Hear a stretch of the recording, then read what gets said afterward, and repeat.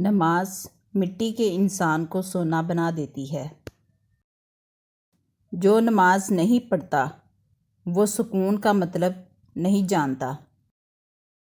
نماز دنیا سے جنت تک کا سیدھا راستہ ہے۔ نماز اور قرآن سے تعلق بنا لیجئے، جوانی بار بار نہیں ملا کرتی۔ نماز کی پابندی انسان کے مشکل وقت کو آسان کر دیتی ہے۔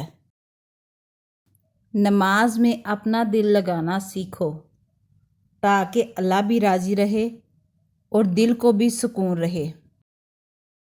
فجر کی 2 رکعتیں دنیا اور دنیا میں جو کچھ ہے ان سب سے بہتر ہے۔ نماز نور ہے اور صدقہ دلیل ہے اور صبر روشنی ہے اور قرآن تیری دلیل ہے۔ قیامت کے دن تمام اعمال میں سب سے پہلے نماز کے متعلق سوال ہوگا۔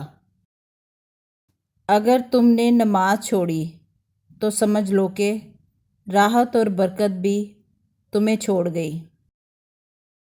نماز شیطان کی شکست اور مومن کی جیت ہے۔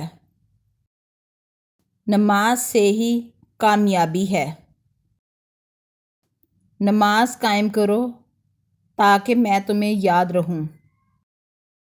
نماز وضو کے بغیر قبول نہیں ہوتی اور صدقہ ناجائز طریقے سے حاصل کیے ہوئے مال سے قبول نہیں ہوتا۔ نماز کیا ہے؟ بندے کا اللہ سے اس طرح ملاقات کرنا کہ وہ اللہ کے سوا کسی کو نہ جانتا ہو۔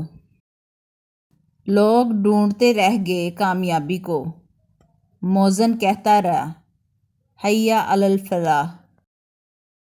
نماز ایسے پڑھو جیسے تم سے زیادہ کوئی گنہگار نہیں، بے شک اللہ سے زیادہ کوئی مہربان نہیں۔ جس نے نماز کو تھام لیا اس نے کامیابی کو تھام لیا۔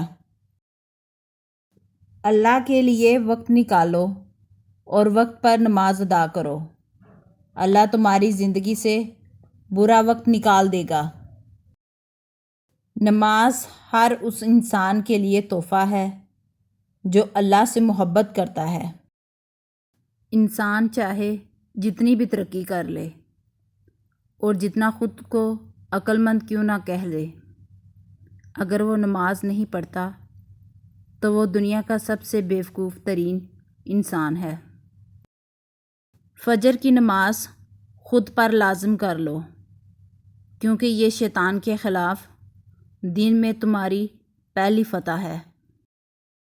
رسول اللہ صلی اللہ علیہ وسلم نے ارشاد فرمایا، وہ شخص ہرگز آگ میں داخل نہیں ہوگا جو سورج نکلنے اور اس کے غروب ہونے سے پہلے نماز پڑھتا ہے، یعنی فجر اور عصر کی نمازیں۔ جو عبادت ہماری قبر کو روشن کرے گی وہ نماز ہے۔